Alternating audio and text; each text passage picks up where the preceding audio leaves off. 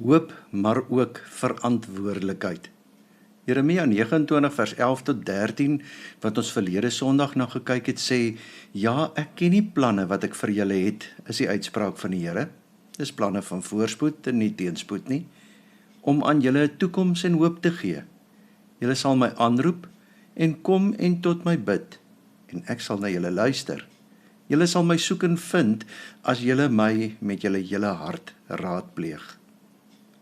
Vandag gaan ons aan met die tema, maar vanoggend is die tema nie net vertroostend nie, maar ook uitdagend.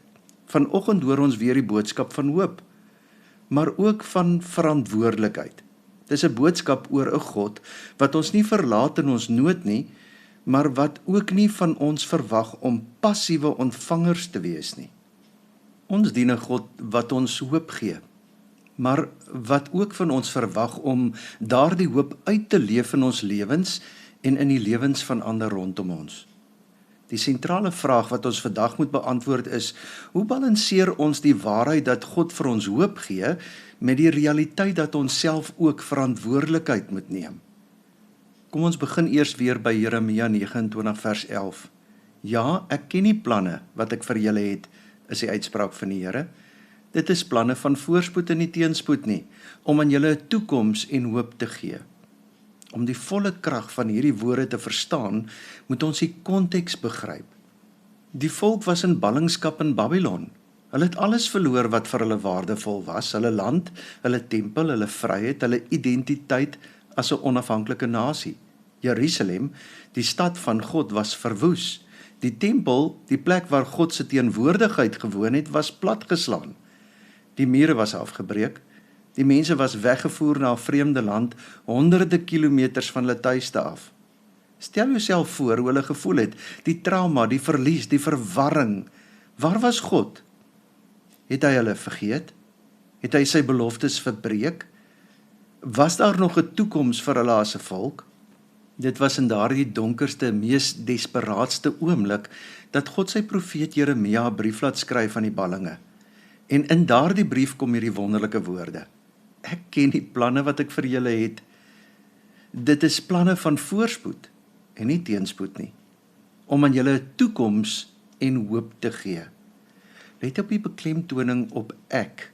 Dit is God self wat praat, nie 'n mens nie, nie 'n profeet wat probeer om positief te wees nie, maar God self. God sê sy planne is planne vir julle voorspoed en nie vir julle teenspoed nie. En dan die kragtige afsluiting. Ek wil vir julle 'n toekoms en hoop gee.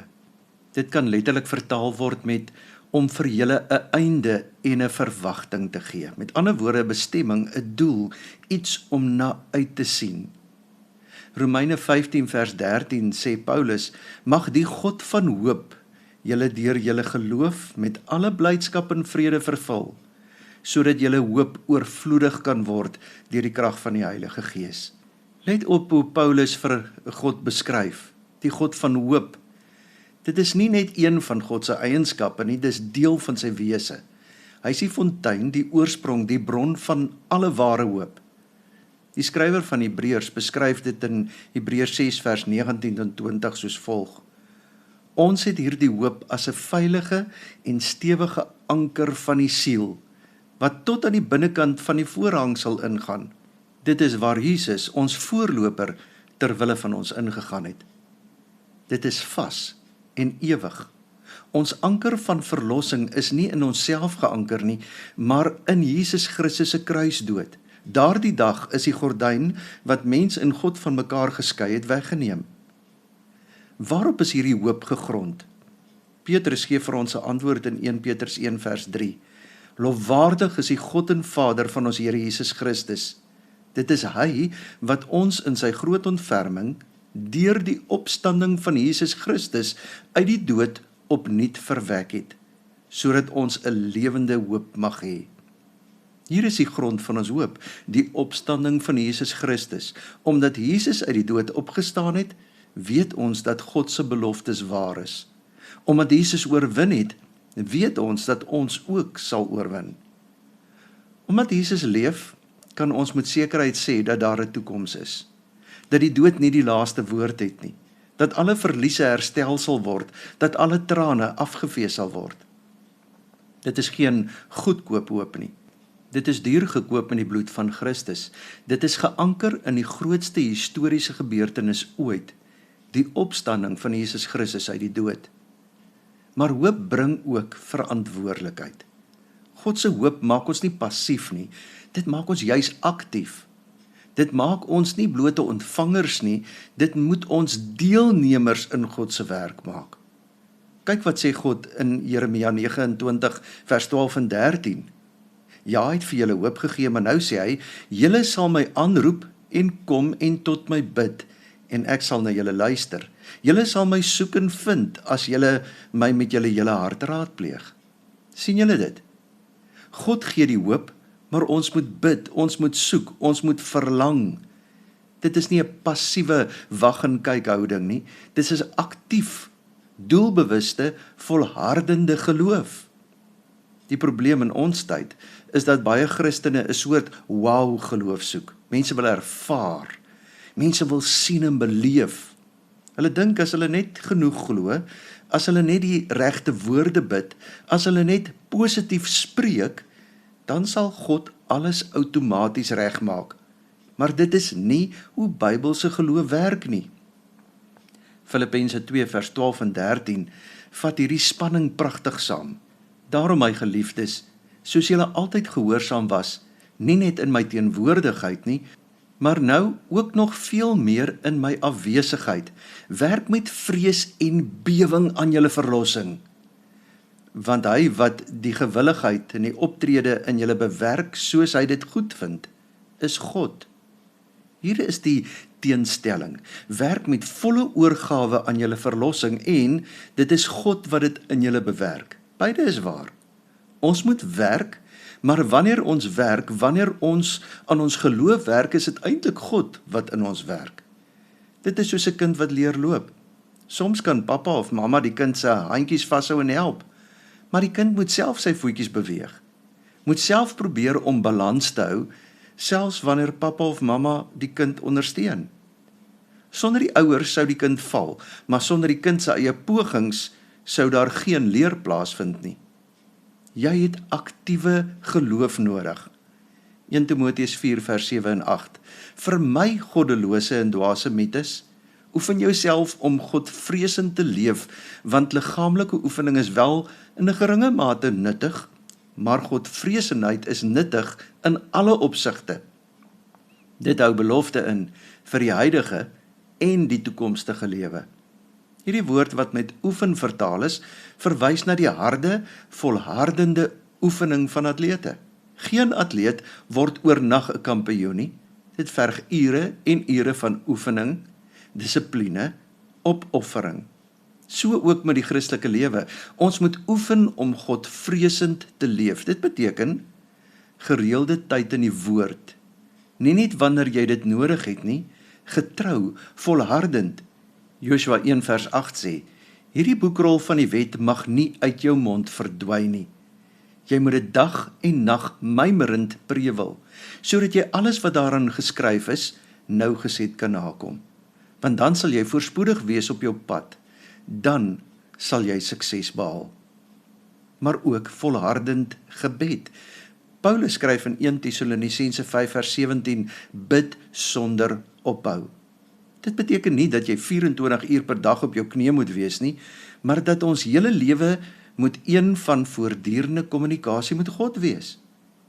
Wanneer laas het jy regtig tyd geneem om stil te word voor die Here, te luister na sy stem, om te worstel met God in gebed? Ons dra 'n verantwoordelikheid ook vir ander. Ons moet liefde in aksie wees. Die hoop wat God ons gee is nie bedoel om net vir onsself te wees nie. Dit moet oorvloei na ander. Dit moet sigbaar word in hoe ons ander mense behandel. Jakobus 2 vers 14 tot 17 konfronteer ons met hierdie skerp ongemaklike vraag.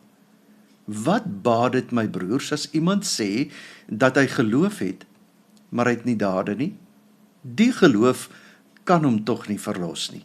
As 'n broer of 'n suster sonder klere en daaglikse kos is, en een van julle sê vir hulle, gaan in vrede, word warm en word versadig, maar julle gee nie vir hulle wat die liggaam nodig het nie, wat help dit?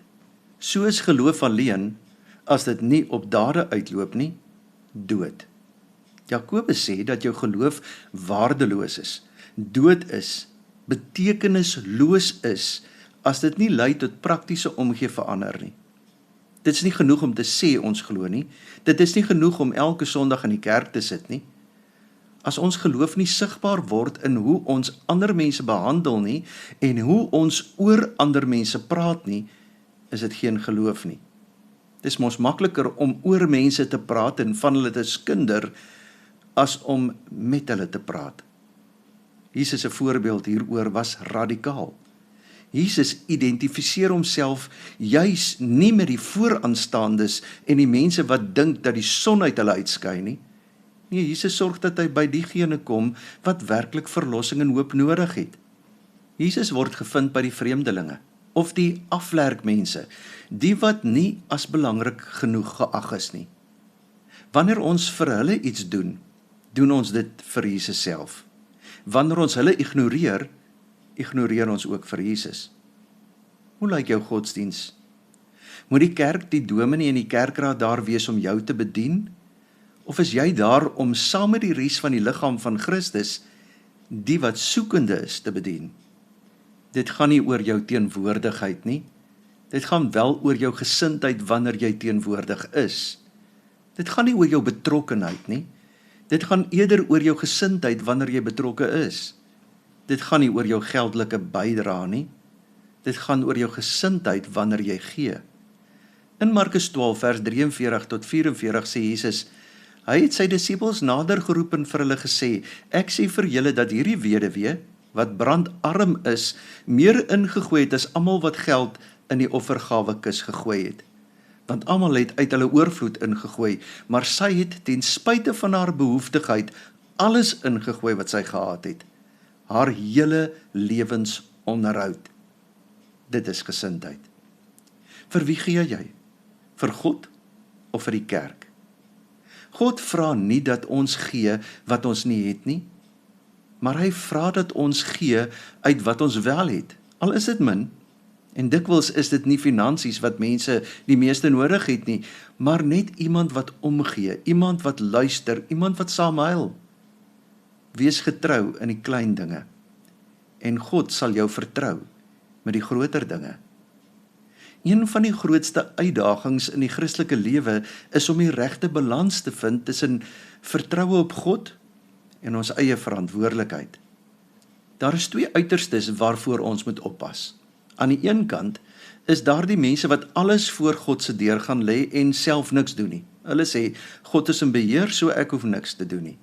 As God wil hê dat ek die werk moet kry, dan sal hy dit gee. As God wil hê ek moet gesond word, sal dit gebeur. Hulle word passief en eintlik lui. Dit is nie Bybelse geloof nie. Dit toets eerder vir God, as om hom te vertrou. Dit herinner aan die duiwelse versoeking van Jesus in Matteus 4 vers 5 tot 7, toe hy vir Jesus uitdaag om van die tempel se dak af te spring, omdat die engele hom mos sal vang. En Jesus se antwoord was, daar staan ook geskryf, jy mag die Here jou God nie versoek nie.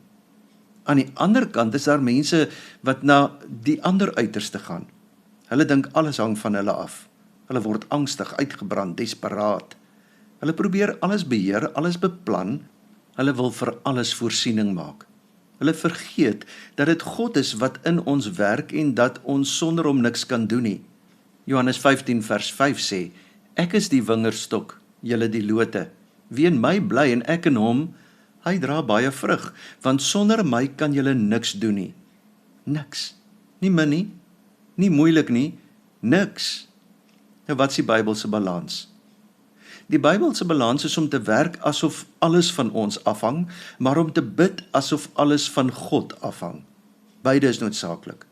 Ons moet werk en bid, verantwoordelikheid neem en op God vertrou, ons beste gee en op sy genade reken. Nehemia is vir ons 'n goeie voorbeeld. Nehemia is een van die beste voorbeelde in die Ou Testament. Toe hy gehoor het dat Jerusalem se mure afgebreek was, het hy eers gevas en gebid vir dae lank. Maar toe het hy ook 'n plan gemaak, toestemming by die koning gekry, materiaal bymekaar gemaak en werk georganiseer. En toe die vyande kom en dreig, het Nehemia en sy mense gebid, maar hulle het ook van wagte gebruik gemaak dag en nag. Nehemia 4 vers 17. Die wat die vragte moes dra, het met een hand gedra en met die ander hand die wapen vasgehou terwyl hulle besig was met die werk. Dit is die balans. Werk en waak, bou en bid, verantwoordelikheid en vertroue. Paulus is nog 'n wonderlike voorbeeld. Aan die een kant kon hy in Galasiërs 2 vers 20 skryf, met Christus is ek gekruisig, ek leef nie meer nie, maar Christus leef in my. Alles is van God, maar aan die ander kant skryf hy in 1 Korintiërs 15 vers 10, maar deur die genade van God is ek wat ek is. Sy genade aan my was nie vergeefs nie, trouwens, ek het baie harder gewerk as al die ander, eintlik nie ek nie, maar die genade van God wat met my is. Sien julle die balans? Ek het harder gewerk as al die ander. Daar is sy verantwoordelikheid, sy werk, maar eintlik nie ek nie, maar die genade van God wat met my is. Daar sy vertroue, sy afhanklikheid, sy erkenning dat alles uiteindelik van God kom. Hoe werk dit prakties? In jou werk. Jy werk hard, jy doen jou beste, jy's getrou, betroubaar, produktief, maar jy vertrou ook God vir sy voorsiening. Jy word nie obsessief nie. Jy offer nie jou gesondheid of jou familie op die altaar van sukses nie. Jy werk vir God se eer, nie net vir 'n salarischeck nie. In jou gesondheid, jy sorg vir die liggaam wat God jou gegee het, maar jy vertrou op God as die uiteindelike geneesheer. Jy word nie obsessief oor elke simptoom nie, jy leef nie in vrees vir siekte nie. In jou finansies, jy werk, jy spaar, jy bestuur jou geld verstandig, maar jy gee ook ruim. Jy vertrou op God se voorsiening, jy word nie 'n slaaf van geld nie en jy gee aan God wat aan God toekom. In jou verhoudings, jy werk aan jou huwelik, jy kommunikeer, jy vergewe en jy dien jou eggenoot. Maar jy plaas nie jou hoop in 'n volmaakte huwelik nie, maar in 'n volmaakte God wat gebroke mense kan gebruik. Eintlik moet ons net word wat God ons beplan het om te wees.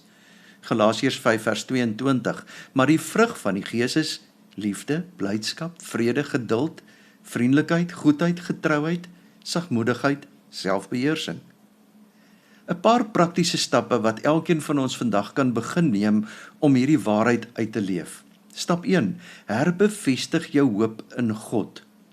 Neem vandag tyd om stil te word voor die Here. Lees weer Jeremia 29 vers 11. Laat dit tot in jou hart deurdring. God het 'n plan met jou. Nie 'n plan van teenspoed nie, maar van voorspoed. Nie 'n plan om jou te vernietig nie, maar om jou 'n toekoms en hoop te gee. WhatsApp dit sommer elke oggend vir jouself en vir jou gesin. Skryf dit op jou yskas of op jou spieël, sommer met 'n permanente maker. Laat dit 'n anker wees wanneer die storms kom.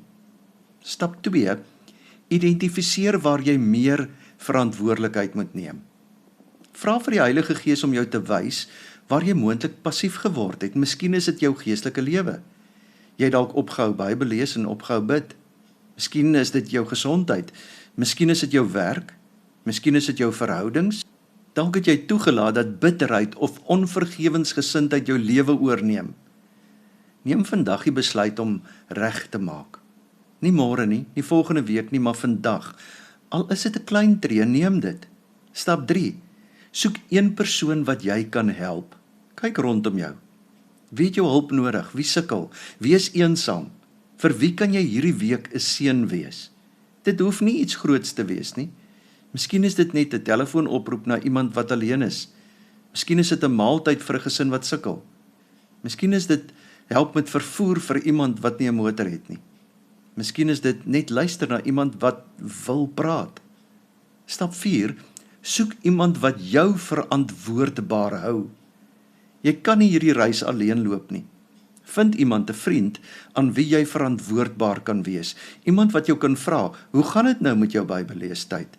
Het jy daardie persoon hierdie week toe gehelp? Hoe gaan dit nou met jou huwelik? Het jy geleer om minder aan jou eie behoeftes te dink? Stap 5. Maak 'n daaglikse afspraak met God. Nie net wanneer ek kans kry nie, maar 'n spesifieke tyd. Stel jou wekker, sit jou afspraak met God op jou dagboek. En wanneer jy misluk, En luister mooi, jy gaan misluk. Jy gaan daai waar jy nie jou Bybel lees nie. Jy gaan weer in die ou sondes val. Jy gaan kanse mis om ander te help. Jy gaan moeg en moedeloos word. Dis oukei. Dis deel van die Christelike lewe. Ons is nie volmaak nie en ons sal nooit in hierdie lewe volmaak wees nie. Die vraag is nie of jy sal misluk nie, maar wat jy doen wanneer jy misluk. Kom jy terug na God toe, erken jy jou sonde, ontvang jy sy vergifnis en staan jy op en probeer weer? Nie net hoop nie, ook verantwoordelikheid. Moenie opgee nie. Kom terug na die Vader toe. Hy wag met oop arms soos die vader van die verlore seun. Ons word nie gered deur wat ons doen nie, maar deur wat Christus gedoen het. Maar ons groei deur hoe ons geloof uitleef. Ons word gered deur genade, deur geloof. Dit is 'n gawe. Ons kan niks doen om dit te verdien nie, maar ons is geskape vir goeie werke, nie om gered te word nie, maar omdat ons gered is. Here, dankie vir die hoop wat U vir ons gee. Dankie Here dat U vir ons voorspoed beplan en nie teenspoed nie. Maar Here, help ons dat ons ook sal onthou dat ons na U toe moet nader, dat ons sal bid, dat ons U sal soek, maar dat ons ook hierdie hoop wat U vir ons gee sal uitleef, sal uitdra, ook aan ander mense. Amen. Die Here sal julle seën en julle beskerm. Die Here sal tot julle redding verskyn en julle genadig wees. Die Here sal julle gebede verhoor en aan julle vrede gee. Amen.